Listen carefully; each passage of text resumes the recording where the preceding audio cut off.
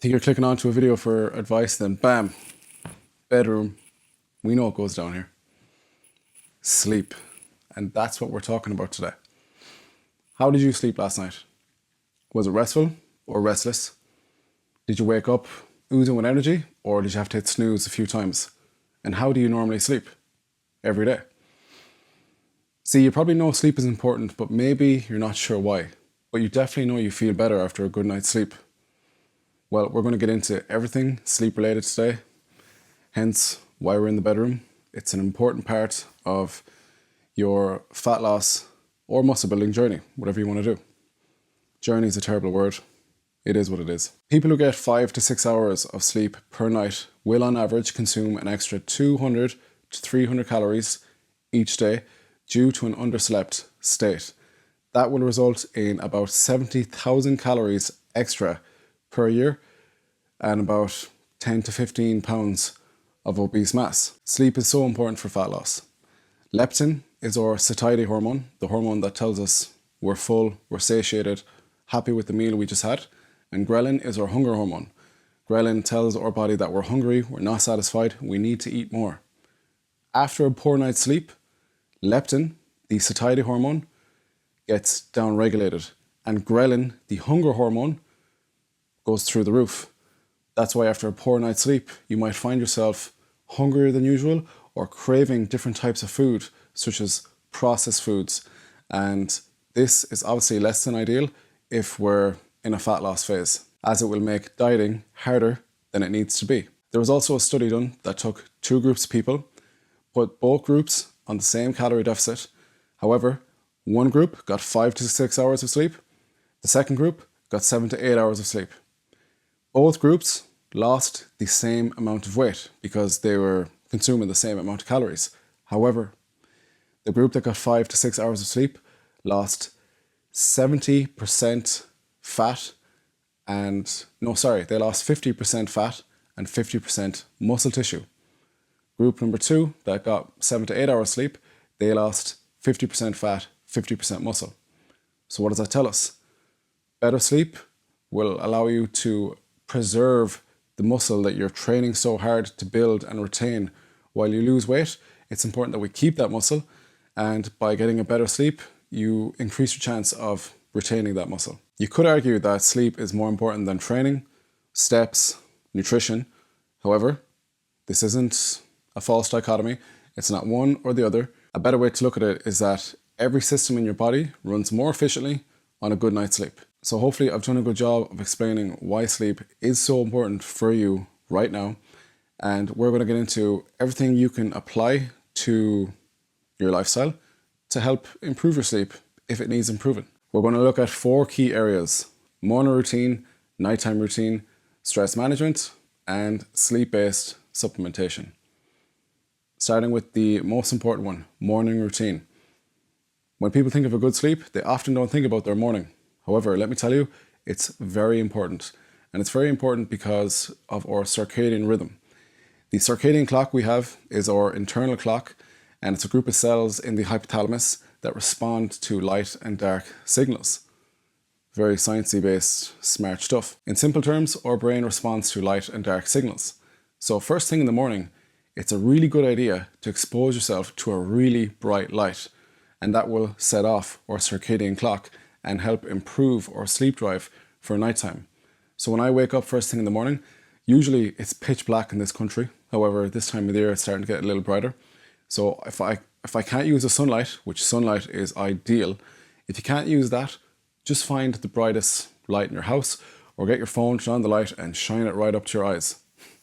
That's usually what I do. So the morning routine is all about increasing your sleep drive for nighttime. Exposing yourself to a bright light is one. Having a meal within 60 minutes of waking, getting outside for a walk in nature, exercising, cold shower. These are all things you can do upon waking that will help increase your sleep drive for nighttime. And that's morning routine. Nighttime routine. Basically, you just want to be winding down at nighttime. And again, let's bring it back to the circadian clock, the hypothalamus, the brain responding to light and dark signals. This is where we want to tone the lighting down. So if it was nighttime, there'd be no light coming through that window.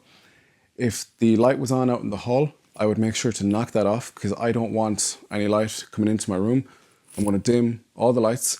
I'm going to refrain from being on my phone in bed or being too close to a TV, because the TV or phone or laptops, they all emit blue light, which basically tells our brain it's daytime. So we want to tone that down, but I know that mightn't be realistic. At nighttime, I love watching stuff as well. Watching something fucking shite on TV helps me wind down at nighttime. So if that's the case, if it's on your phone, turn down the brightness, put it on dark mode, or purchase some blue light blocker glasses.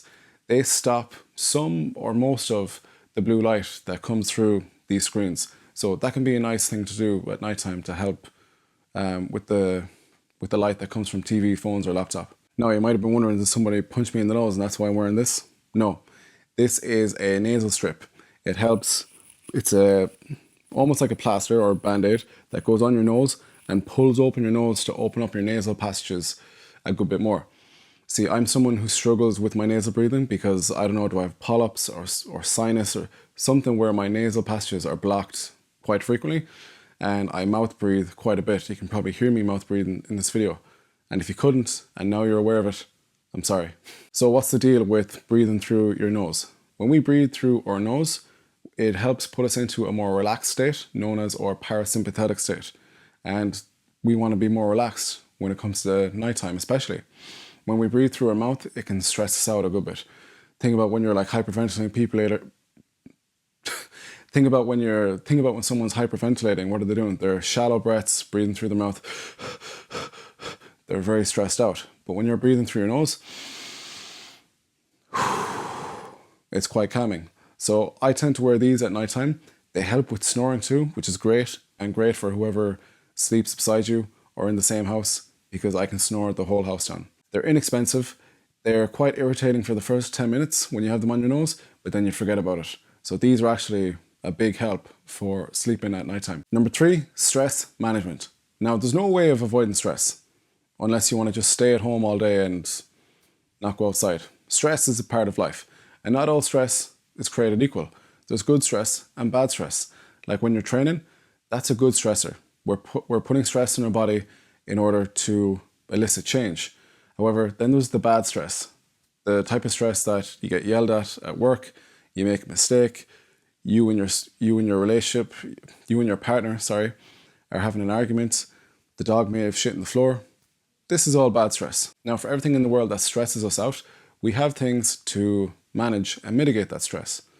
The obvious ones: yoga, meditation, going for a walk, reading a book, basically doing things to take your mind off certain stress is a good idea. Now, a lot of that stuff I mentioned there, I don't really apply to myself because I'm not really a stressed out individual. One thing I do apply to myself is this. At certain points throughout the day, I will just stop whatever I'm doing. If I'm sitting in the car, if I'm at work, if nobody's around, I'm not doing anything, I will take a minute to just not do a thing and just process my own thoughts. Whatever's happening, just allow my brain to process them and let them pass. And I say this because a lot of people have said to me, a lot of our clients have said to us that sometimes when they hit the bed, no matter if they have the nighttime routine, take the supplementation, they have the bright light in the morning, when they hit the pillow, their brain is just full. It just gets flooded with thoughts and it's very noisy, very loud. They can't go to sleep. And this is because we're constantly rushing throughout the day. It's always on to the next thing. We're always behind. We're always busy. So if you can, try it just once. Just sit back in your car or wherever and take a minute. Do nothing. I mean it. I'm not saying meditate. I'm just saying do nothing and just allow your brain to process whatever thoughts are going through your mind. And by doing that, it will be less noisy when you hit the pillow at nighttime. Number 4, sleep-based supplementation. I'm a big fan of sleep-based supplementation, but trust me when I say what we just talked about is way more important than supplementation, because if you ignore all of that stuff, which costs nothing by the way, if you ignore all of that stuff, it's the equivalent of putting a band-aid on a bullet wound. It's not addressing the issue. It's not addressing why your sleep is poor in the first place, if it is poor. If it isn't poor, then great. All this stuff might just optimize it even more. So sleep-based supplementation, these are basically supplements you can take at nighttime to help optimize your sleep. Magnesium, GABA, L-theanine, ashwagandha. Therefore, there is more, but how many do you want? And remember, these things cost money. For me personally, I'm taking magnesium and ashwagandha at nighttime. No, I'm not a doctor. I'm telling you what I'm taking, but I'm not a doctor. Do your own research. Examine.com is a great resource to check out supplementation. But I will say I do find a difference when I take these supplements at nighttime. Magnesium helps relax your central nervous system, and ashwagandha helps relax you, mitigate some stress as well. They're two staples in my nighttime routine, and yeah, they help me with sleep at nighttime. But that's not a recommendation. I'm not a doctor. Do your own research. Examine.com is a great resource. I hope you enjoyed the video and you took something from that. Sleep is very important, and hopefully you now will sleep like a king, queen, or Max, the dog that is lying on the ground like a bear rug. If you want to learn more on everything health and fitness related, subscribe to the channel, hit the like button because it helps me out with the algorithm. And if you want to work with a coach who knows a thing or two about sustainable body transformations, click the link below and you can schedule a free call with me. Thanks for watching.